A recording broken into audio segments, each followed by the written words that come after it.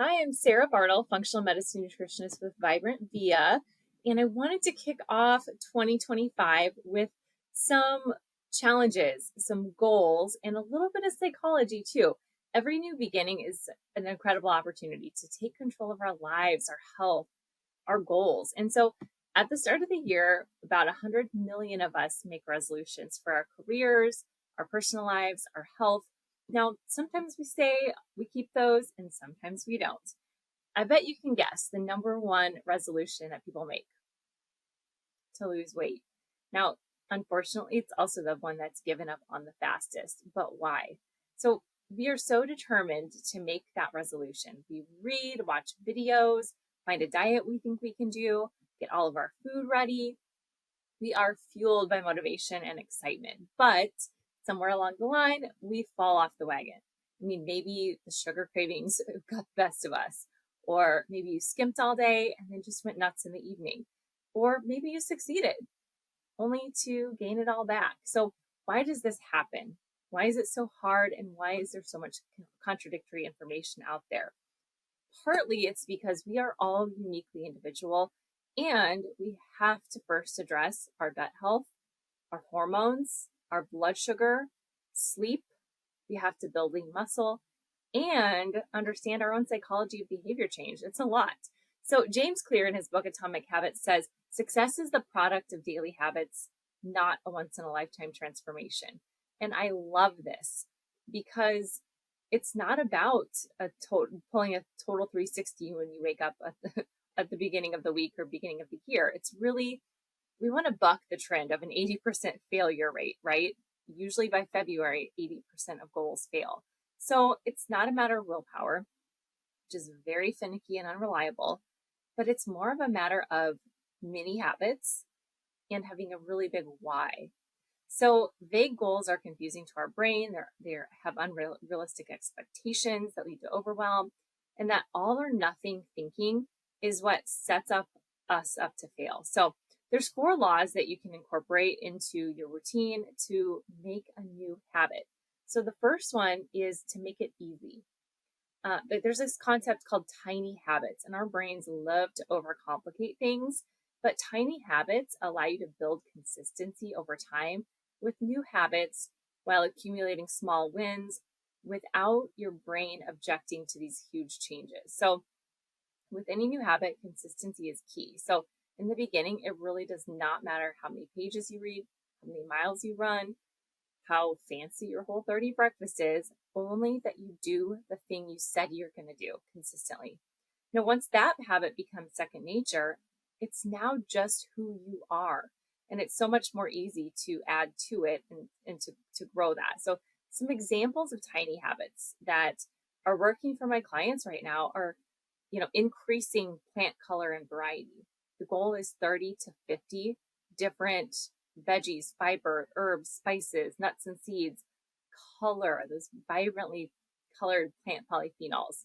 Another one is chugging a big glass of water first thing in the morning when we wake up, or maybe adding some minerals and electrolytes to it.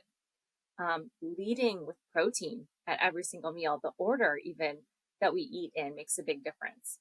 Adding resistance training. Now, why are these so important? One, the first thing is, with color and variety, we're changing our microbiome, which determines energy levels, determines what our microbes are demanding that we feed it with, but it also calms inflammation.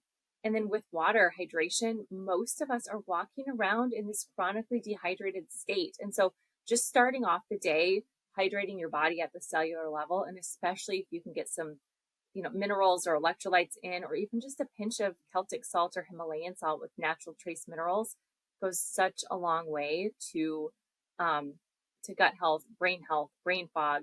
And then if you can swap out liquid sugar in your drinks, sugar sweetened beverages in your coffee, sodas, those are the things that they cause us to be more hungry. They cause us to eat more sugar and to crave more sweets in general. And they hit our liver so hard and so fast that I'm seeing a lot of non-alcoholic fatty liver. So if you're going to have sugar, eat it, don't drink it. Let's start there.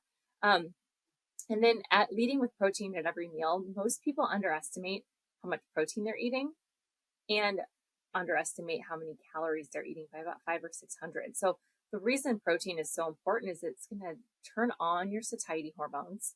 It's going to keep your blood sugar stable, and it's going to go right alongside the strength training piece, which is going to cut off that cycle of starving off 10 pounds and gaining it all back, because now you have more fat than muscle. And so by shifting over towards doing some resistance training or even starting with body weight strength, we are building and maintaining lean muscle. And if we're eating more protein with it as well, that is fueling the fire of our metabolism. And that's going to give us that strong, lean, toned look that we're going for. It's going to help us process our food and our carbohydrates and our sugars better. It's one of the most important things you can do for a lifetime of health. Now, number 2 is make it obvious. So we need some cues that promote good habits. It needs to be easy to spot. It needs to be in front of your eyeballs. And, even better if you can habit stack. So stack it alongside something you're already used to doing. For example, set a kettlebell next to the coffee pot, and while you're waiting, do some kettlebell swings or air squats, or maybe while you're on a work call, pace around or do some lunges or air squats then. Have your gym bag packed and ready to go in your passenger seat. You've got to eat, right? So plan out some balanced meals. Simpler, the better.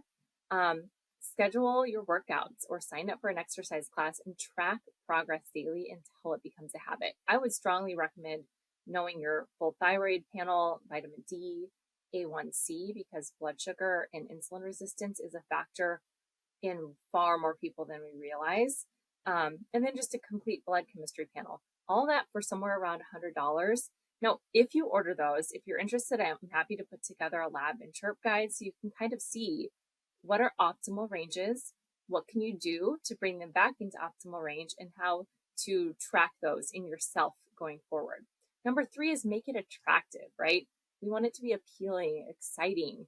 That increases our motivation. And so get yourself a cute bento box or a new reusable water bottle or new yoga pants. And then 4 is you have to make it satisfying. So tracking progress and seeing improvements is really strong motivation to keep going, which is in progressing towards your goal, which is another argument in favor of mini habits. So we need a deeper why as well, to instead of just like lose 10 pounds, right? Like that's going to go out the window so fast when you come home tired and stressed and hungry from work. But small wins over time release these dopamine hits in our brain. So we have to celebrate those. And then on the flip side, avoid punishing yourself. I mean, there's no wagon to fall off. So if something goes wrong, just, oh well, get right back on, instead of throwing up your hands and being like eating the whole bag of chocolate or chips. So getting right back on track, and even better, find an accountability buddy to walk with, to try new recipes with. So as a recap, pick a mini habit that gets you one step closer towards where you want to be this year. And I challenge you to start small. So take that habit or goal, cut it in half, and then cut it in half again. Those are the small shifts that don't seem like that big of a deal, but when you stick with them over time, those are the things that we add up, that we stack up, these small wins, these small shifts that over time lead to massive changes in your health.